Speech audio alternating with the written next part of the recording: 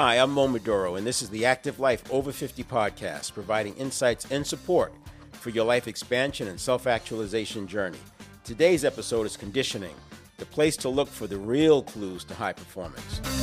We were talking about conditioning and the unconscious versus the conscious mind, and I just want to bring up some examples that are real world for us. We can start putting this together because it's a big part of personal development, self-development, achievement. It's a big part of it, and I would argue that we've looked at it the wrong way for a couple of centuries, and it's understandable. We didn't have the measurement tools available to us in the 1800s that we do now that can tell us what's actually going on between the nervous system and the brain and the mind, etc. One example I've used this quite a bit in working with managers and leaders to build high-performing teams. Now, I personally believe and maintain, and I've felt this way for probably 20 years, that leadership is more about conditioning than it is communication. And having built multiple high-performing teams, I can attest to the fact that I used the conditioning. That was the whole point, because when you condition the behavior, then the people are doing the behavior whether you are there or not. You don't have to rely on the communication. Now, you may use communication to do the conditioning, but it's not necessary. I'll give you an example in a moment. So once you can layer on conditioned behavior and then layer on more conditioned behavior and layer on more conditioned behavior, it becomes predictable. It's interesting, when I looked back, going back into the early 2000s, when you look at companies like Intel and Applied Materials, there were certain companies that just kept rising to the top in terms of being some of the better run companies. And when you look at it like that, you start to see the conditioning that's actually in the fabric of those organizations. Now, we could get into a debate about that. That's not the point I want to make here. But I do say this, and I'll say this about every single podcast I make. I've argued both sides of this thing and came up with a position.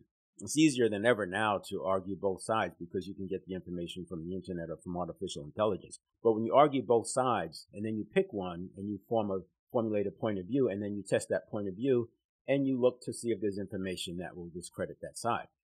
So if you disagree with me and you have the credentials or experience or results that would justify that there's some depth there, then I'm going to disagree with me too until we figure out who's missing information. So I'm not asking you to take my word for it. Test it for yourself.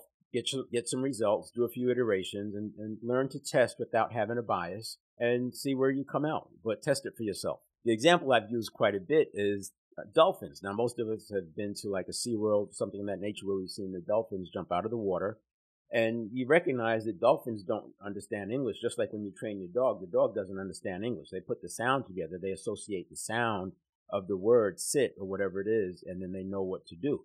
Dolphins, they may associate the word or the sound. They do not know English. So how do you get a dolphin to jump out of the water at the same time as another dolphin and go the same height? It takes years, 5 to 7 years to train those dolphins. And I'm not a dolphin trainer, so I may get some of this wrong. It's the bigger point. You have to wait until the dolphin is doing something right. It's the same thing when you train a dog. You wait till catch them doing something right. And there's other things you can sort of create this scenario to get them doing right, and then you praise them. So you wait till the dolphin swims up and you give it fish. And then you have to wait until it swims up again and you give it fish. And eventually, through a process of reward and wait, you're getting the dolphin to jump out of the water on command. But again, years and years and years. So when you think about it like that and you consider we're rewriting the conditioning from 0 to 7 to be something that's more useful for us as adults, I would say that you could probably rewrite a lot of the program in about 9 months. If you have some guidance, some coaching, some support. If you're doing it on your own, it could take a lifetime. As you know, there are people who go their entire life and never make a dent on rewriting the program. Frankly, some of them just don't try or don't think it's available to them. But now with neuroplasticity, epigenetics, and neurobiology, we can actually change our makeup using some of these tools. So it makes sense to understand what's going on. Getting back to the leadership and the conditioning. So modeling is an important part of this. You want to look to how other people are doing it, and then, you ride on their shoulders. That's why reading biographies are so good, because you understand, in autobiographies, you understand what the people went through and you can learn from them.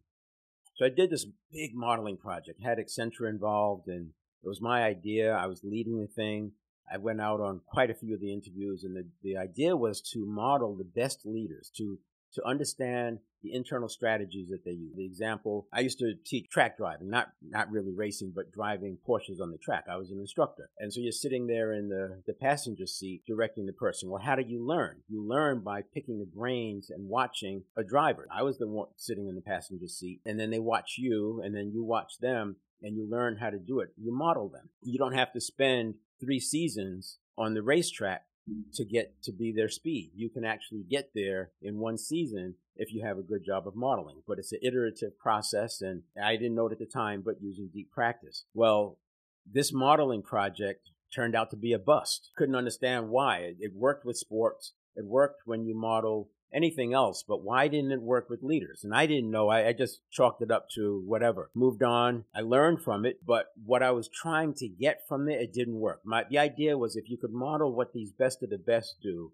and then give it to other leaders as a package and train them, then they would also be more effective. Now, when you do that with entrepreneurs, self-made entrepreneurs, you can get some very good results, and you can see what they've done. Now, here's the difference. If you're modeling somebody who's self-taught and they figured it out, they know the steps, they know the pitfalls, they tell you what they tried, and they can tell you what didn't work. When we were modeling these leaders, we didn't get that. In fact, I would go so far as to say they didn't really know why they were successful. Fast forward 20 years and looking back and understanding what was going on, I would argue that a lot of leaders in a corporate world, and the larger the corporation and the more bureaucratic the corporation, the more this is going to be the case. A lot of leaders are put in those positions because they are the right person for that position at the time. I was making decisions around leaders and progression. We said that, 70% is going to be relationships. We already know the results are there. So 10%, you knock the cover off the ball, results are only about 10% of it. So you're not going to do a whole lot. Even if you're the best of the best of the best, the results are a small part because you wouldn't be in the conversation if you didn't have the result. Okay, that's fair. The second part, 20%, is the fit for that moment and that time and for that job. And then the other one, and then we're talking at the higher level, directors and officers and that. The other group would be the 70% is how you get along with people, how you can get work done through other people. There's a strong bias towards how the person is conditioned. If you look at leadership training and what actually happens as a result of leadership training versus what the people brought to the table, sales is actually good. I was in sales almost all my corporate career in some form. And sales is good because you can test for results and actually see. I spent a lot of time in agencies with small business, frontline stuff, because we tested, we did consulting, we rolled out technology, we wrote different things, right? Customer service, management tools. And so I spent a lot of time with some of the best agencies. And I was also involved in sales training. And when you look and see that what these great salespeople do is not necessarily what's being taught. You can hear glimpses of it. The talk tracks are there, but what you actually teach and what's actually done on the front line is different. And all great salespeople will tell you that they use the principles, but it's not the word for word. In fact, the book Spin Selling, they talk about that a lot, that they recognize that people aren't even using the sales training, and the sales training doesn't necessarily lead to greater results. And don't come at me for that. I'm paraphrasing badly. The point, I'm making a different point, and that point being that a lot of this has to do with conditioning. My read on what happened, why it was harder to model successful leaders in a corporation, is because they are chosen not because of their effectiveness necessarily, and I don't mean that the wrong way. They were chosen because of the relationship piece and because of the fit for that time.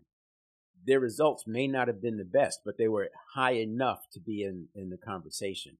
Versus when you're measuring the best of the best in an athletic situation or the best of the best in a sales situation, you can actually model because you're looking at the results, and those other two components are not necessarily factors. In fact, there was a study that I read, and this goes way back into the 90s, probably early 90s, and they did a comparison between effective managers and successful managers. The definition of successful was they were promoted ahead of their peers. The definition of effective was they got the job done and consistently, and they had great relationships with their people, great numbers there, customer satisfaction numbers. They were on point with doing the checkpoints. All of the administrative stuff was being done well, but also the leadership. They got the job done. They were the go-to team.